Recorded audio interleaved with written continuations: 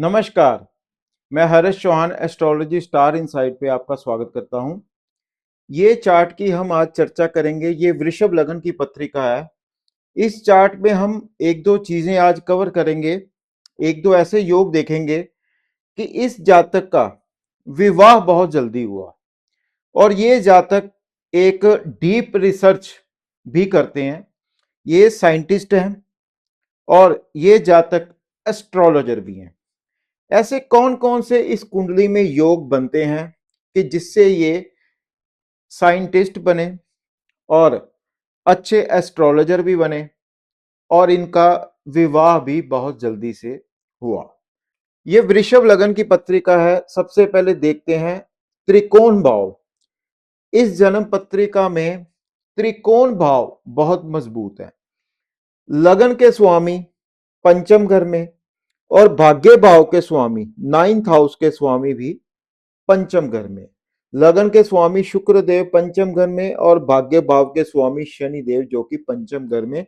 और वृषभ लगन की पत्रिका में शनि देव योग कारक बनते हैं क्योंकि ये केंद्र और त्रिकोण के स्वामी भी बनते हैं।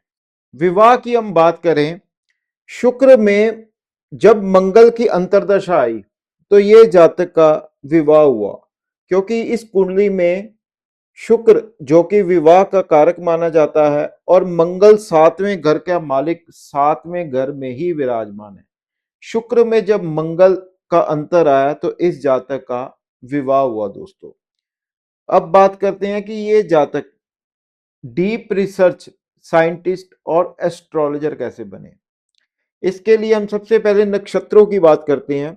राहु अश्लेषा नक्षत्र में, चंद्रमा अश्लेषा में, बृहस्पति उत्तर फाल्गुनी में, शुक्र देव भी उत्तर फाल्गुनी में, शनि देव हस्त नक्षत्र में, सूर्य देव स्वाति नक्षत्र में, बुध विशाखा नक्षत्र में, मंगल ज्येष्ठा में और केतु श्रवण नक्षत्र में विराजमान है। अब हम साइंटिस्ट के लिए इस योग की गणना करते हैं कि साइंटिस्ट के ऐसे कौन से योग बने कि ये जातक बहुत बड़े साइंटिस्ट और बहुत बड़े एस्ट्रोलॉजर भी बने। इस कुंडली में अष्टम घर के स्वामी बनते हैं देवगुरु बृहस्पति जो कि पंचम घर में विराजमान है। अष्टम घर जो कि डीप रिसर्च, गुड़ी हुई विद्या, और पंचम घर हमारा वैसे भी विद्या का घर है। अष्टम घर के स्वामी पंचम घर में बृहस्पति बैठे हैं जो कि विद्या का घर है। विद्या के घर में बृहस्पति विराजमान है और साथ में योग कारक शनि देव भी है। और ये जातक का जो बुध है, बुध बैठे हैं विशाखा नक्षत्र में। विशाखा नक्षत्र के स्वामी जो बनते हैं वो बनते हैं गुरुदेव। बुध गुरु के नक्षत्र में है और गुरु अष्टम घर के स्वामी है। और पंचम और छठे का आपस में परिवर्तन भी है। पंचम घर के स्वामी छठे घर में और छठे घर के स्वामी पंचम घर में है। ये भी एक इस कुंडली में राजयोग है। और अष्टम घर के स्वामी बृहस्पति जो बनते हैं वो भी पंचम घर में है। और बुध विशाखा नक्षत्र में जो मैंने आपको भी बताया वो भी बृहस्पति का नक्षत्र है। बुध और बृहस्पति का आपस में पूरा एक कनेक्शन बना हुआ है। बुध बृहस्पति के नक्षत्र में और बृहस्पति बुध की राशि में है। इसलिए ये जातक बहुत बड़े साइंटिस्ट बने दोस्तों। और इस जन्म पत्रिका में चंद्रमा और राहु इनकी कुंडली में अश्लेषा नक्षत्र में है। अश्लेषा नक्षत्र जिनका सिंबल बनता है सर्प, ये एक बहुत बुद्धिमान नक्षत्र होता है। ये जातक बहुत एक तीव्र बुद्धि वाले होते हैं। इनको कोई भी बात भूलती नहीं है जल्दी से, क्योंकि चंद्रमा और राहु एक तो इनके इकट्ठे हैं। एक चंद्रमा कर्क राशि में अश्लेषा नक्षत्र में है और अश्लेषा नक्षत्र ये भी बुध का नक्षत्र है। और बुध की प्लेसमेंट इस कुंडली में काफी एक स्ट्रॉन्ग पोजीशन में है क्योंकि बुध और शुक्र का आपस में राशि परिवर्तन है। और इस कुंडली में मंगल जो कि सातवें घर का मालिक सातवें घर में है, मंगल भी एनर्जी लेवल काफी हाईएस्ट देने के लिए लगन को दृष्टि भी देते हैं। और मंगल इस कुंडली में एक बहुत बढ़िया राजयोग बना करके बैठे हैं, केंद्र भाव में बैठे हैं।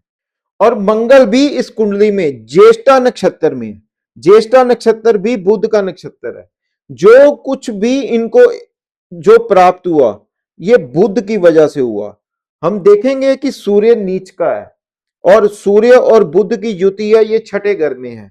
बट नक्षत्र और राशि परिवर्तन की मदद से ये जातक काफी अच्छे साइंटिस्ट और काफी अच्छे एस्ट्रोलॉजर बने दोस्तों। क्योंकि हमें ये दिखता है कि सूर्य नीच का है और शुक्र नीच का है और हम ज्योतिष में गणना नहीं कर पाते। बट ज्योतिष को एक समझना पड़ता है कि कई बार दिखता कुछ और है बट होता कुछ और है। वैसा ही इस कुंडली में योग है, क्योंकि शुक्र भी नीच का है और सूर्य भी नीच का है। बट ये राशि परिवर्तन और अष्टम घर का स्वामी पंचम घर में और पंचम घर का स्वामी जो कि बृहस्पति उत्तर फाल्गुनी नक्षत्र में बृहस्पति और सूर्य का भी आपस में एक योग कनेक्शन बनता है। बृहस्पति सूर्य के नक्षत्र में और सूर्य के साथ बुध भी विराजमान है और बुध विशाखा नक्षत्र में है जो कि बृहस्पति के नक्षत्र में है। इसलिए दोस्तों ज्योतिष में हमें बहुत सारी चीजें देखनी पड़ती हैं। अब यहां पर मैं नवांश की कुंडली तो नहीं बना पाया, बट नवांश की कुंडली के हिसाब से आपको मैं एक योग और बताता हूं। इस जन्म पत्रिका में शुक्र का नीच भंग राजयोग भी बनता है। नवांश की कुंडली में जो शुक्र देव हैं वो इनके 11th हाउस में है और 11th हाउस में बृहस्पति भी है। शुक्र मीन राशि में उच्च की राशि में और साथ में बृहस्पति साथ विराजमान है और नवांश की कुंडली भी इनकी वृषभ लगन की है। पहले इस जातक का लगन बहुत मजबूत हो गया क्योंकि लगन और नवांश की कुंडली दोनों ही वृषभ लगन की है और नवांश की कुंडली में बृहस्पति और शुक्र इनके 11th हाउस में है। बृहस्पति यहां पर भी मजबूत हो गया लगन कुंडली में भी। लगन कुंडली में अपनी 7वीं दृष्टि से लाभ भाव को देखता है और नवांश की कुंडली में लाभ भाव में अपनी मीन राशि में उच्च के शुक्र के साथ विराजमान है।